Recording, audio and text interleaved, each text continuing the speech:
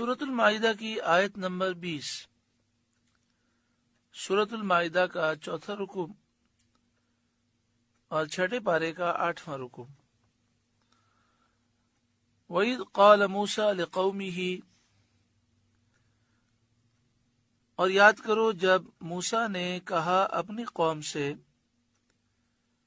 یا قوم اذکروا نعمت اللہ علیکم، اے میری قوم اللہ کا احسان اپنے اوپر یاد کرو، اللہ کی نعمت یاد کرو جو اللہ نے تم پر فرمائی۔ اب آگے اس نعمت کا ذکر ہے۔ اذ جعل فیکم انبیاء، کہ تم میں سے پیغمبر کیے، اللہ نے تمہارے درمیان نبی پیدا فرمائے۔ اس آیت سے معلوم ہوا کہ نبیوں کی آمد بہت بڑی نعمت ہے، اور حضرت موسیٰ علیہ السلام نے اپنی قوم کو اس نعمت کا ذکر کرنے کا حکم دیا کہ آمد نبی کا ذکر کرنا یہ برکات، ثمرات اور فوائد کا سبب ہے۔ اس سے معلوم ہوا کہ محفل میلاد مبارک جو الحمدللہ کی جاتی ہے اور اس میں سرکار کا ذکر ہوتا ہے، آپ کی آمد کا ذکر اور آپ کی شان و عظمت بیان کی جاتی ہے، تو یہ محفل میلاد مبارک یہ برکتوں اور ثمرات کا باعث ہے، یہ محمود ہے، مستحسن ہے اور مستحب ہے اور باعث برکت اور نجات ہے۔ کہ یہاں پر فرمایا گیا اللہ کی نعمت یاد کرو، پھر اس نعمت کا ذکر کیا گیا کہ جب اللہ تعالیٰ نے تم میں انبیاء پیدا کیے، تو انبیاء کی آمد کا ذکر کرنا اللہ کی نعمت کا ذکر کرنا ہے، اور اس کا ہمیں حکم دیا گیا۔ تو محفل میلاد میں یہی کیا جاتا ہے کہ سرکار آ گئے، انہی کا ذکر کیا جاتا ہے۔ وَجَعَلَكُمْ مُلُوكًا، اور اس نعمت کو یاد کرو کہ اللہ نے تمہیں بادشاہ کیا۔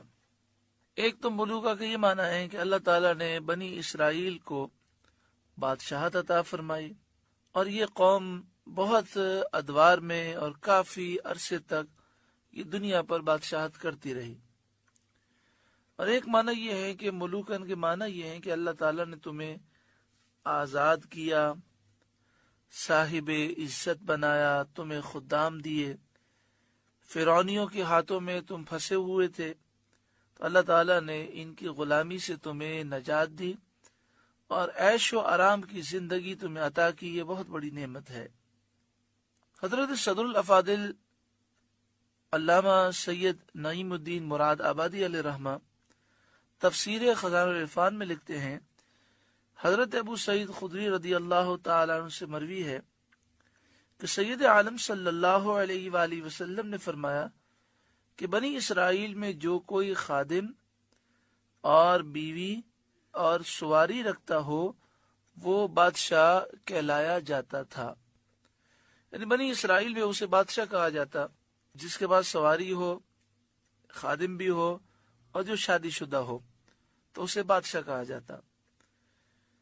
اسی طرح احادیث طیبہ میں یہ بیان کیا گیا کہ اگر کوئی شادی شدہ ہے، اسے اللہ تعالیٰ نے اچھا مکان دیا ہے، مناسب سواری ہے، اور ماشاءاللہ اللہ تعالیٰ نے اسے اولاد بھی دی ہے اور اس کا گزارا آسانی سے ہو جاتا ہے، تو وہ دنیا کی ساری نعمتوں کو پا چکا۔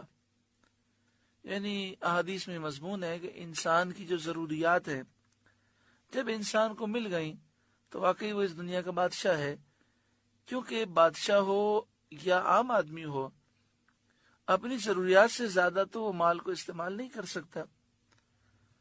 ہم اللہ تعالیٰ کا شکر ادا کرتے ہیں کہ اللہ تعالیٰ نے ہمیں بے شمار نعمتیں عطا فرمائیں۔ سب سے بڑی نعمت کہ اللہ نے ہمیں ایمان کی دولت عطا فرمائی۔ ساری دنیا کی بادشاہت مل جائے اور ایمان نہ ملے، اس بادشاہت کا کیا کرنا؟ ایسی بادشاہت کس کام کی؟ اللہ نے اپنے محبوب کا دامن دیا، اپنے محبوب کی محبت دی، ہم حضور کا ذکر سن کر خوش ہوتے ہیں، حضور کی تعظیم توقیر بجا لاتے ہیں، حضور کی شان و عظمت سننا چاہتے ہیں، ہم قرآن پاک سے محبت کرتے ہیں، پھر اللہ تعالیٰ نے کئی بیماریوں سے، حادثات سے، پریشانیوں سے، مصیبتوں، آفتوں، بلاؤں سے بچایا، ہم اللہ تعالیٰ کا شکر ادا کرتے ہیں۔ تو یہاں پہ یہ فرمایا گیا کہ حضرت ابو سعید خدری رضی اللہ تعالیٰ عنہ سے مروی ہے کہ سید عالم صلی اللہ علیہ وآلہ وسلم نے فرمایا کہ بنی اسرائیل میں جو کوئی خادم اور عورت یعنی بیوی اور سواری رکھتا وہ بادشاہ ملک کہلایا جاتا۔ وَآتَاكُمْ مَا لَمْ يُؤْتِ أَحَدًا مِّنَ الْعَالَمِينَ، اور تمہیں وہ دیا جو آج سارے جہاں میں کسی کو نہ دیا، یعنی تمہارے لیے دریا میں راستے بنا دیے، تمہارے سامنے تمہارے دشمن کو غرق کر دیا، من و سلوہ تم پر اتارا، پتھر سے چشمے جاری کر دیے، بادل کو تمہارے سائے کے لیے تمہارے سر پر سایہ فگن کیا۔